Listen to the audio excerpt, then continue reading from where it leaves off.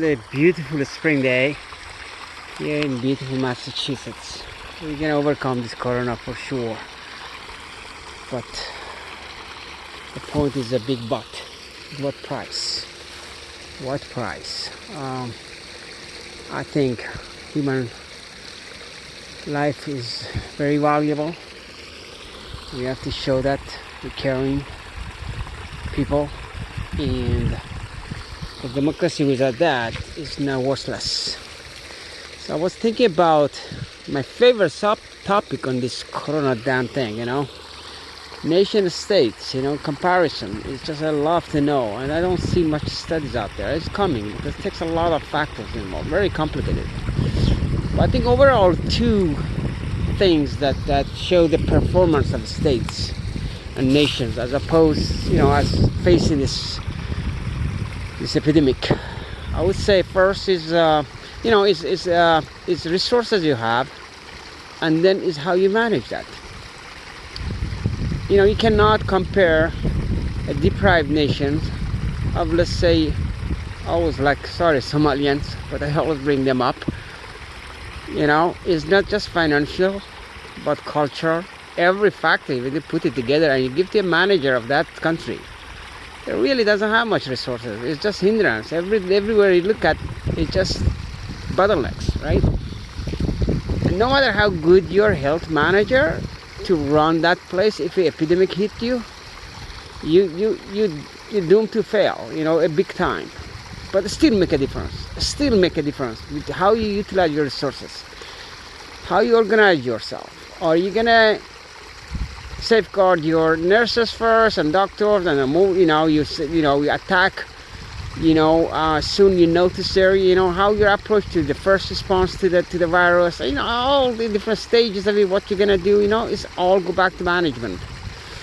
So still management, very, very important. In fact, I think at one point, with the same resources, you cannot find countries the exact same resources, because every nation is different state. But we can compare in some ways, given resources of a nation, how they perform, what mistakes did. So we cannot really compare. Probably that's I'm more learning about that. We cannot compare, let's say, Mongolia, right, with even a comparable country, let's say,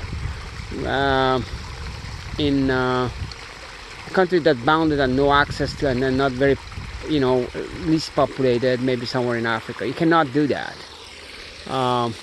It just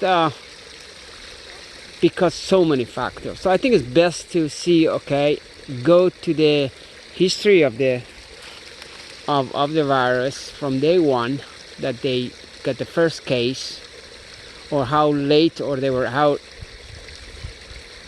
negligent, how casual they were to deal with it, and or how serious they were, and then go after, go just historically go back and see how they perform. That's all. Especially in a case, in a matter of fact, a region to region could be different, especially in the United States. There are different governors going to perform differently, and it just, but how US is doing is because we are decentralized, we are a federal system, and you have a Republican president, he push everything to the governors, and matter of fact, I think even their philosophy is push it to individual level. So basically say, hey, if you're rich, you got it, you have a place, you can live, you don't, survive it for a few years to let this bad storm go, and you can stay in a safe place. Good luck. So you're on your own. That's a really bottom line. Some people think in that way. It's not just in US. You have it in Europe, you have it all over the world, and they call it natural immunization. Let the strongest survive. That's doom. That's when you think about modernity and human rights and democracy and all that, it just is not acceptable. People not buying that. Gonna be a big resistance on that. So here we go. That's all the topic I had. You cannot compare countries in my book now, but you can pick a nation and see how they, based on the resources, given resources, how the state perform. That's all I had. Thank you.